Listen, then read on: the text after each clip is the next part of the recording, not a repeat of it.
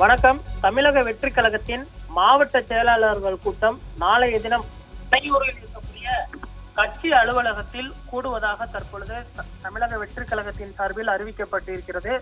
2026 சட்டமன்ற தேர்தல் அடுத்த ஆண்டு நடைபெற இருக்கக்கூடிய சூழ்நிலையில் தமிழக வெற்றி கழகத்தின் சார்பாக 2ஆம் ஆண்டு தொடக்க விழா, அதே போன்ற பொதுக்குழு உள்ளிட்ட நிகழ்ச்சிகள் தொடர்ந்து நடைபெற்று வரக்கூடிய நிலையில் தற்பொழுது மாவட்ட செயலாளர்கள் கூட்டம் அவசரமாக நடைபெற இருப்பது குறிப்பிடத்தக்கது. இதில் பல்வேறு முக்கிய முடிவுகள் எடுக்கப்பட இருக்கிறது. பூத் கமிட்டி கூட்டம், அதே போன்று ஒன்றிய கிளை வட்ட நிர்வாகிகளை உடனடியாக நியமனம் செய்வது, அதே போன்ற பூத் வாரியாக கமிட்டி மெம்பர்களை நியமனம் செய்வது உள்ளிட்ட பல்வேறு முக்கிய முடிவுகள் குறித்தும் மாவட்ட செயலாளர்கள் கூட்டத்தில் ஆலோசிக்கப்பட இருப்பது குறிப்பிடத்தக்கது.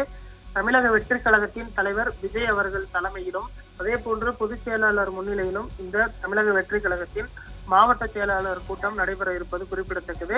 மாவட்ட செயலாளர்கள் கூட்டத்தில் விஜய் அவர்களுடைய சுற்றுப்பயணம் குறித்தும் ஆலோசிக்கப்படும். அதே போன்று கூட்டணி உள்ளிட்ட முடிவுகளை தமிழக வெற்றி கழகத்தின் தலைவர் அவர்கள் தலைமையில் பார்த்துக் கொள்வார் என்றும் தெரிவிக்கப்பட்டிருக்கக்கூடிய சூழ்நிலையில் இந்த மாவட்ட செயலாளர்கள் கூட்டமானது நடைபெற இருப்பது குறிப்பிடத்தக்கது. மொத்தம் 120 மாவட்ட செயலாளர்கள் இருக்கிறார்கள். இதில் இன்னும் ஒரு 5 மாவட்ட செயலாளர்கள் மட்டுமே நியமிக்கப்பட இருக்கக்கூடிய நிலையில் மற்ற மாவட்டங்கள் 115 மாவட்ட செயலாளர்கள் இந்த கூட்டத்தில் கலந்து கொள்வார்கள் என தெரிவிக்கப்பட்டிருக்கிறது.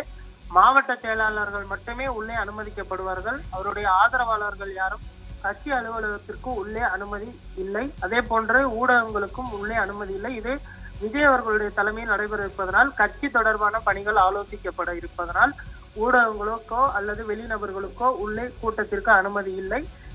மாவட்ட செயலாளர்கள் கூட்டத்தில் முக்கிய தீர்மானங்களும் நிறைவேற்றப்படும் எனவும் எதிர்பார்க்கப்படுவது குறிப்பிடத்தக்கது. அதே போன்று புதுவையில் என்ஆர் காங்கிரஸ் தலைமையில் கூட்டணி பேச்சுவார்த்தை அடிபட்டுக் கொண்டிருக்கக்கூடிய நிலையில் ரங்கசாமி அவர்களுடைய தலைமையில் இந்த கூட்டணியானது அமையும் என எதிர்பார்க்கப்படுகிறது.